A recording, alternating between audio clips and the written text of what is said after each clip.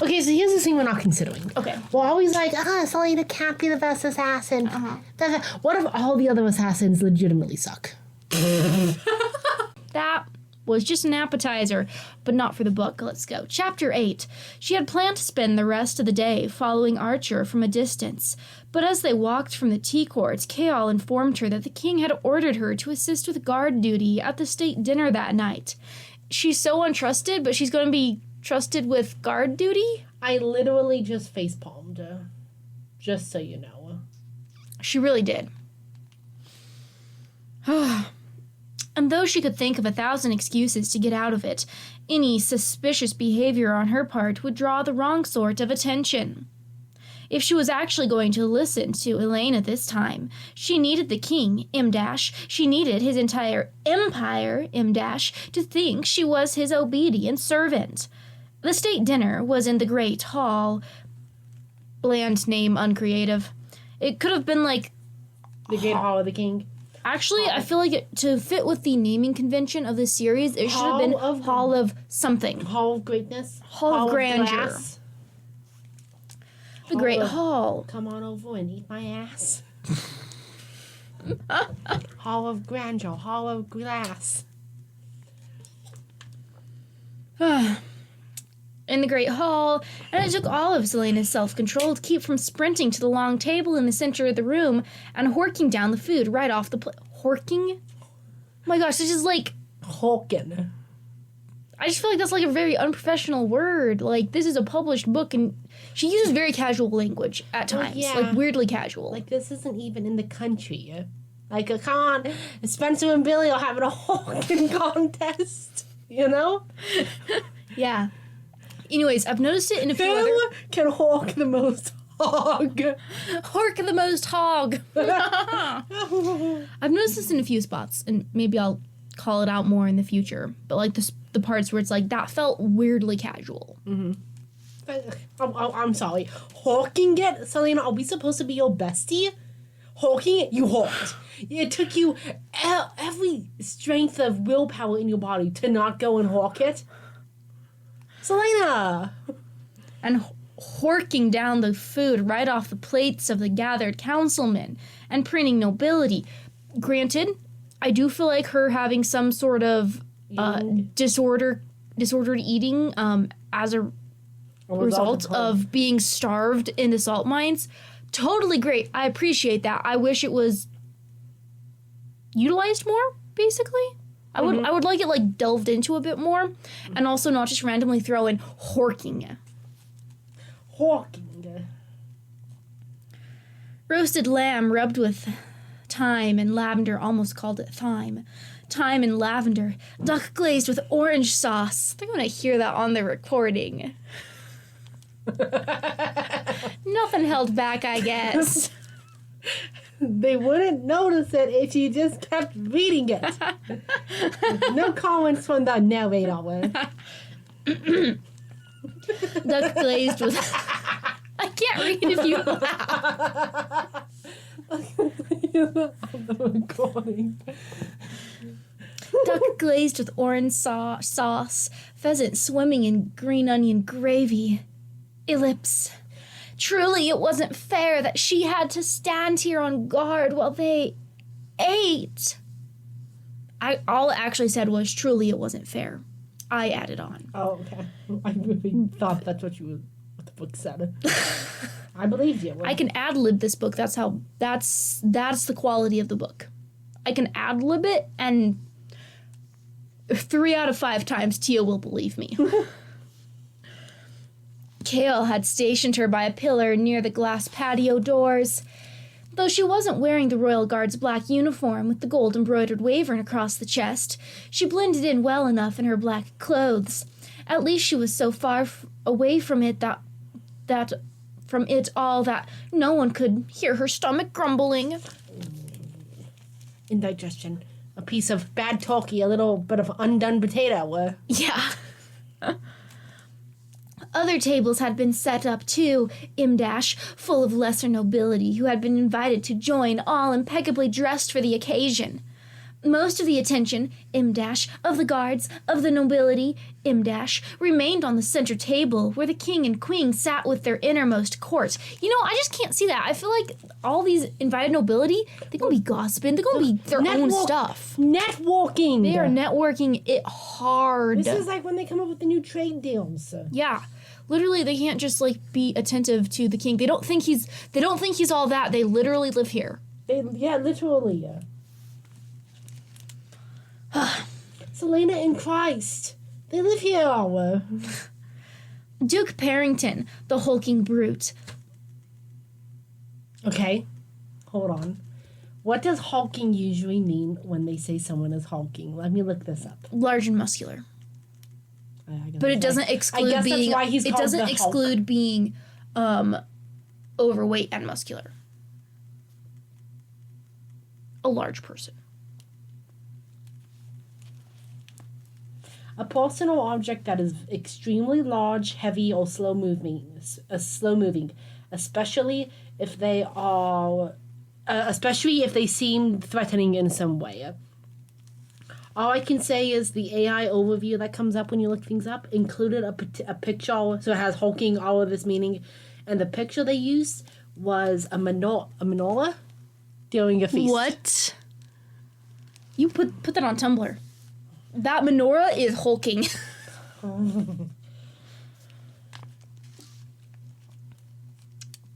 We're double dipping here. We're doing YouTube video and Tumblr post. Multitasking. Duke Parrington, the hulking brute, also sat there, and Dorian and Roland were nearby, chatting with the precious, pampered men who made up the king's council. Men who had bled other kingdoms dry to pay for the clothes and jewels and gold in this room. Not that she was much better, in some regards, because she's a murderer, a cold-blooded assassin. You don't need to say she's not that much better. Not that she's much better. We already know she's an assassin who kills people.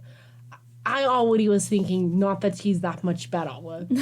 Just because the book's that predictable. Explain everything to your audience like they can't figure out things for themselves. Yeah. Though she tried to avoid looking at the king, every time she did steal a glance at him, she wondered why he bothered attending these events when he could do away with the nonsense altogether. She gleaned nothing, though. You said though twice in 2 sentences. Granted, though is a word that can disappear, but like... What does that mean, disappear? People don't notice it very much? Yeah, it's like the. But not quite like the, because it's not used as much. I think I notice it more because it's a word that I tend to use a lot, and I work on not using it a lot in my writing.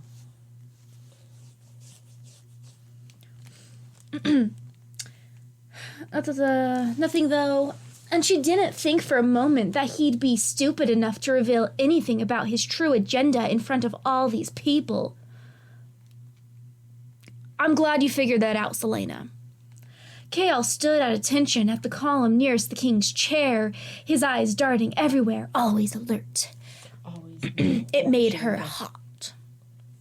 She's flushed. He's looking like a rat. He had his best men here tonight, all handpicked by him that afternoon. Seems like you should be picked before the afternoon. Yeah. Like, what if Throg Simmons isn't attending and he was your best man? Like, they didn't name the Throgo... Never mind, I'm not going to talk the joke. Here we were talking about not holding anything back, and here Tia is holding herself back. I'm not going to make the joke. Okay. He didn't seem to realize that no one would be so suicidal as to attack the king and his court at such a public event. I think you're very wrong there, Selena. You gotta have protection at public events. It's a bit easier to assassinate people at public events. When there's a crowd. Yeah. Oh my goodness, why didn't she know that? Does the only kind of assassination she did when she creeps into someone's room and slits their throat at night? Creeping through the window. Only kind of assassination, Zoala? In her mind, I guess so. I don't like this book. Yeah.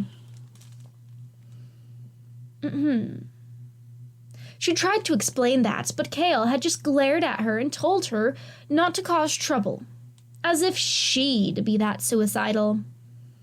The meal ended with the king standing up and bidding his guests farewell, the auburn-haired Queen Georgina dutifully and silently following him out of the great hall. The other guests remained, but now milled about from table to table, chatting with far more ease than they had while the king was present. Okay, so maybe, Selena, you should be picking up on the incredible tension that is in the court, where everyone was, like, so stiff when the king was around. And then Georgina shows up. Maybe that means something, Selena. Maybe. I also want to say that while we're being recorded. I'll keep that one to myself as well, just so you know. Dorian was on his feet, Roland still beside him as they spoke to three remarkably pretty young courtiers. Everyone's remarkably pretty in this book. Everyone's pretty, no one is. So average. Jeez. Roland said something that set the girls giggling and blushing before their lace fans, and Dorian's lips stretched toward a smile. He couldn't like Roland. She had nothing more than gut feeling and Kale's story to go by. He couldn't like Roland. Who couldn't? Dorian. Oh. Man, I really thought they were saying Kale. I really thought I was sending a text, so I wasn't wholly listening. I really thought it said that Kale couldn't, like, he couldn't like Roland. And I was like, I'm kind of interested. What? Who likes Roland? Whatever, man. I mean, hey, listen, I'm just saying Dorian and Roland, the royals, fooling around with cousins is a walk in the park. That's all I can say. A walk in the park, a time-honored tradition to fuck your second cousin.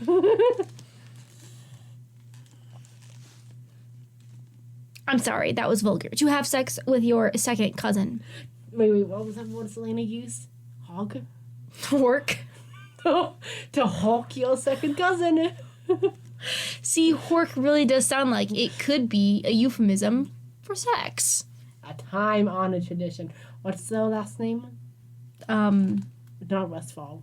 I don't remember. Man, I was gonna make a joke about it. It's whatever family's time-honored tradition to hawk your second cousin.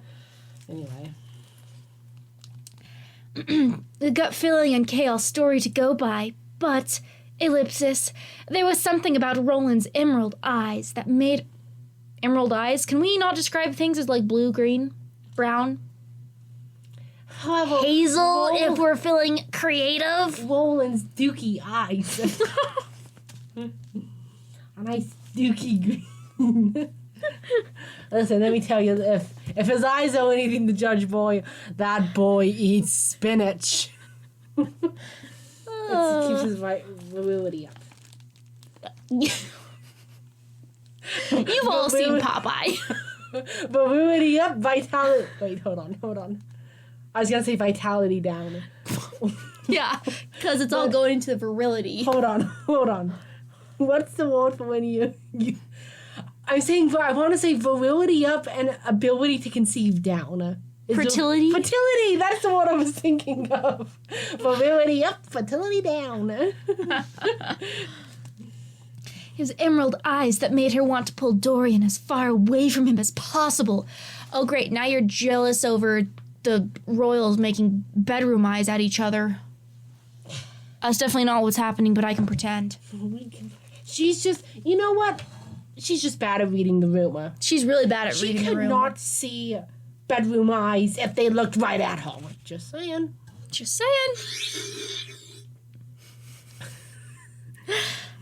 Okay, I wonder how much that got picked up by the mic and what it's going to sound like. Drink your water. Stop laughing, though. You're going to choke.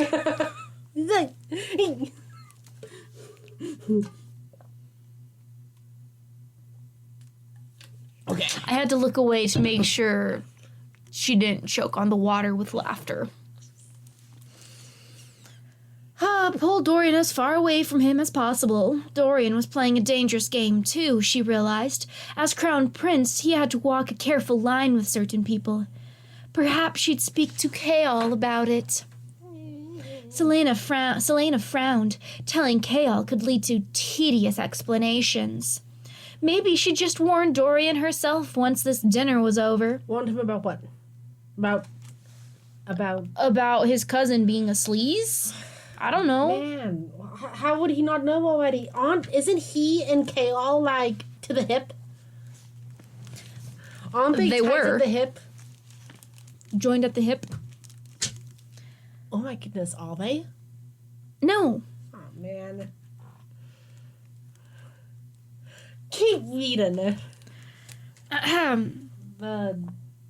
The vulgar joke went over your head. She had ended things with him romantically, but she still cared about him. And despite his history with women, he was everything that a prince should be. In the first book, at the beginning, she had a very different feeling about that. Everything a prince should be. Intelligent, kind, charming. Is he kind, for real though? To her. Except for when he's trying to force himself on her. Not taking no for an answer. That's exactly what I want from my prince. Yay. Yay. Why hadn't Elena approached him for her task? Dorian couldn't possibly know what his father was up to. No, he couldn't act that way if he knew that his father had such sinister intent. What do you mean? Doesn't even know what the sinister intent is, sir. And maybe he shouldn't ever know. No matter what she felt for him, Dorian would rule. And maybe his father would someday reveal his power and force Dorian to make a choice about what sort of ruler he wanted to become. She was in no hurry to have Dorian make that choice. Not yet. When he did, she could only pray that he would be a better king than his father. I'm tired of this, Grandpa. That's too darn bad! Dorian knew Selena was watching him. She'd been stealing glances. She's not even, like, stealthy. Subtle. That's definitely the word. How is she the best assassin? We already went over this. It was literally the intro to this video. That's true. Okay? This is true. We've established that. If there's one thing we've figured out, it's why she's Autoland's best assassin. Well, hi, Stazzy. The cat has come to join us. He's talking. He's chatty. He's a chatty Cathy. Go sniff stuff. Me? You can't join me, though. You can't come on the bed. He definitely wants to. He's definitely thinking about it. He's not allowed on my bed. Oh. Hey! He's not allowed on my bed. No, no, no. She has allergies. Anyway, dandruff allergies. But she'd also been looking at Kaol, and when she did, he could have sworn that her whole face changed. Became softer, more contemplative. Oh, he's feeling so hurt because he isn't the love interest. She lounged against a pillar by the patio doors, cleaning her nails with a dagger. Thank the Weird his father had left, because he was fairly certain the king would have flayed her for it. So much for not being that suicidal. Well, I know the king's gone, so it's okay now. Oh, it's okay now. You're right. Roland said something else to the three ladies in front of them, girls whose names Dorian had heard and immediately forgotten. Not a great quality in someone who's going to be king. Yeah, not good politicking. Mm-hmm. And they giggled again. Roland certainly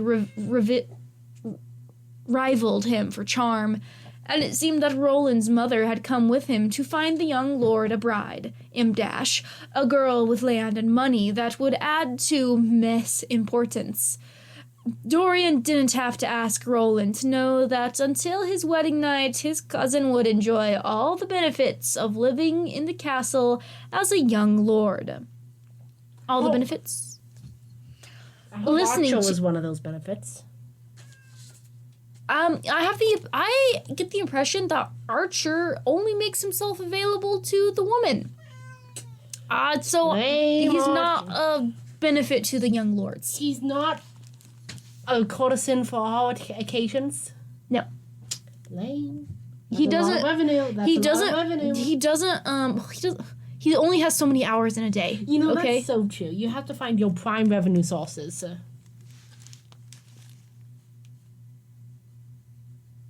Let's see, where were we?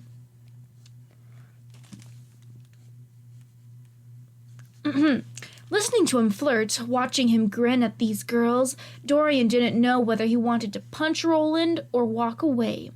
But years of living in this festering court kept Dorian from doing anything but looking gloriously bored. He glanced at Selena again, only to see her watching Kaol, whose eyes were in turn fixed on Roland. Sensing Dorian's attention, Selena met his gaze. Nothing. Not a hint of emotion. Dorian's temper flared so If there's one thing I don't like, basically as much as jealousy, Hot temper? it's possessiveness. No, they go hand in hand. They go hand in hand, thus the jealousy. I mean, possessiveness of other people. When the Static King is possessive of his name and the names of everyone else, and you've had my crown, you have my marriage bed, now you want my name? It ain't Anyways. happening. That's good, but this, bad. Bad, man,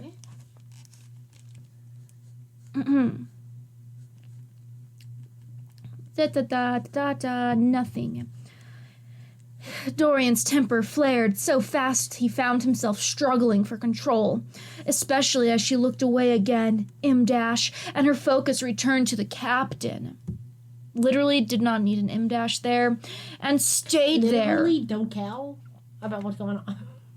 I'm being an extra hater with this chapter. This chapter's so lame, man. It's a very lame chapter. It's literally a chapter where she's standing at a feast, and that's it. That's this chapter. That's it. That's the chapter. There's your Cliff Notes. Enough. Not bothering to say goodbye to Roland or the girls, he strolled out of the great hall. He had better, more important things to worry about than what Selena felt for his friend. He was the crown prince of the largest empire in the world. His entire existence was bound to the crown and the glass throne that... Yay, glass throne! But it needs to be throne of glass for it to be really yay. In the glass throne that would someday be his. She'd ended things because of that crown and throne. M-dash, because she wanted a freedom he could never give her. Man, Dorian! Dorian! Someone called as he entered the hallway. He didn't have to turn around to know it was Selena. She caught up to him, easily matching the brisk pace he hadn't realized he'd set. He didn't even know where he was going, only that he needed to get out of the great hall. She touched his elbow, and he hated himself for savoring the touch. "What do you want?" he asked. They passed beyond the busy halls, and she tugged on his arm, slowing him down. "What's wrong?" Why would anything be wrong? How long have you been yearning for him? Was that what he really wanted to ask? Damn him for caring. Damn him for every moment he'd spent with her. You look like you could splatter someone against a wall. He raised an eyebrow. He hadn't been making a face. He's gonna splatter something against the wall later tonight, that's all I can say. When you get angry, she explained, your eyes get this, ellipse, cold look, glazed. I'm fine. Thinking about a jelly donut? Thinking about a jelly donut? That's why they're glazed. And that's a different kind of spatter. I'm fine. They kept walking, and she kept following him to... ellipsis, to wherever he was going. The library, he decided, turning down a passage. Please let him be savaged by the monster in the library. Let him be ravaged? Ravished. Ravaged. My apologies. Yeah, let him be ravaged. Is that ravished? That's the one I'm thinking of. Let him be ravished, okay. You can get it. Just get his mind off Selena. She ain't worth it. She ain't worth it, literally. Turning down a passageway, he'd go to the royal library. Is there a different kind of library in the royal castle? Yes. Okay. It's a small library. It has a little partition between... And then when you want a book from the main library, you have to send one of your library... When you want to get a book from the main library, you have to send a keeper of the inner library to go collect one for you. If you have something to say, he drawled, putting his temper on a tight leash, then just say it. I don't trust your cousin. He paused, the shining hallway all around them empty. You don't even know him. Call it instinct. Roland is harmless. Maybe, but maybe not. Please let him be part of the revolution. Please. They got a man on the inside. He's going to be part of the revolution. He's going to be part of the revolution. Did you look it up? No. You think I'd care enough to look anything up about this book? When I'm not reading it, I'm not thinking about it unless I am planning my presentation on using pocket watches to narrow down the time frame of when this takes place. Approximately for Europe for estimating populations. Maybe he has his own agenda in being here, and you're too smart to be a pawn in anyone's game, Dorian. He's from Meh. And Meh is a small, insignificant port city. It means he's got little to lose and a lot to gain. That makes people dangerous, ruthless. He'll use you if he can. The same way an assassin from Endovir used me to become King's champion. Did he say that? Yes. It was his idea.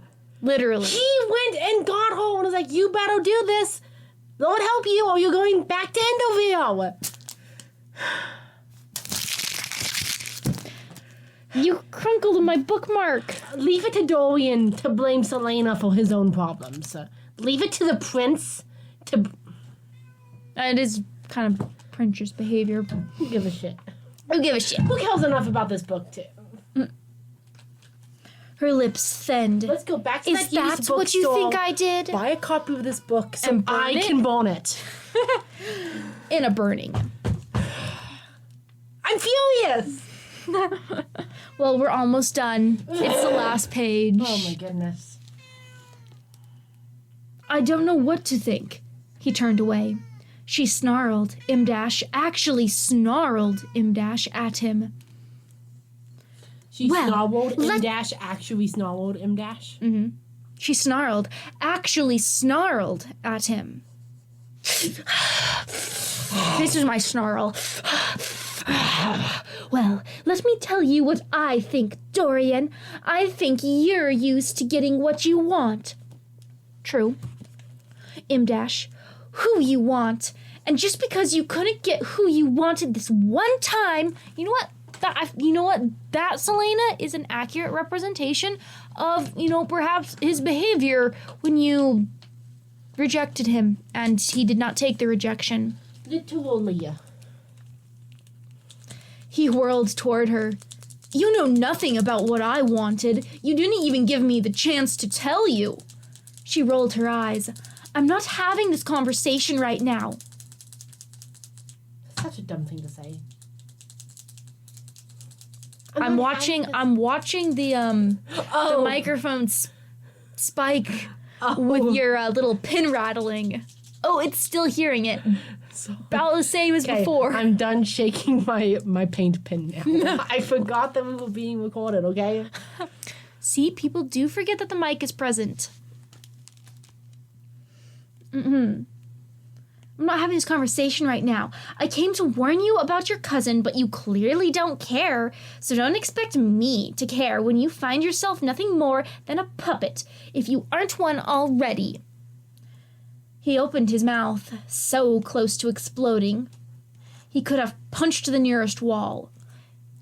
Not min a trait punching I'd like to things. see in a man. Yeah, he's checking all the wrong boxes. Jealous, possessive, will punch walls when he's mad. But Selena was already striding off. Selena stood in front of the bars to Caltaine Rumpier's cell. The once beautiful lady was curled against the wall, her dress soiled and her dark hair unbound and matted. She had buried her face in her arms, but Selena could still see that her skin gleamed with sweat and had a slightly grayish hue. And the smell. Ellipsis. She hadn't seen her since the duel, since the day Caltaine had drugged Selena's water with bloodbane so she would die at Kane's hands. Was it really water? I think it was wine. If only we had the false book so I could go check. Yeah, if only.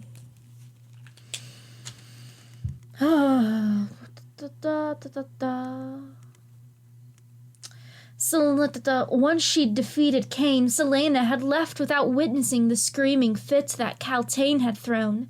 So she'd missed the moment where Caltaine had accidentally confessed to poisoning her, claiming to have been manipulated by her former beau, Duke Parrington. The Duke had denied her accusations, and Caltaine had been sent down here to await her punishment. 2 months later, it seemed that they still didn't know what to do with her, or didn't care. "Hello, Caltaine," Selena said quietly. Caltaine lifted her head, her black eyes gleaming in recognition. Hello, Selena." So apparently she has black eyes. So jot that down. Black pupil, black eyes. I'm assuming the pupil's black because that's what it normally is. Perhaps hers is different. But she's got black eyes. It's amazing what opium would do to a woman. No wonder she's sweating. Hey, you know what? I think that's it for this recording. Big takeaways. This chapter, totally unneeded. The only part that maybe could be needed is this last little section where Selena goes and speaks to Caltaine, which could have just been, the first part of chapter 9. Yeah. Other than that, my big takeaway is just more evidence that Dorian, not a great person, not someone who I would want as a love interest. Just saying. Both of the guys in this are excessively jealous and possessive, and it's really not my cup of tea. I don't like it. It's not for us. Any takeaways from you, Tia? Man, listening to this chapter really reminded me how much I don't give a shit about what's going on in this book. Last chapter was kind of fun. We had a fun time last chapter, but listening to this, I was so bored. I could not care less what was happening. The girl's turned. She doesn't like it. And that about sums it up. Alrighty. Toodles, everyone.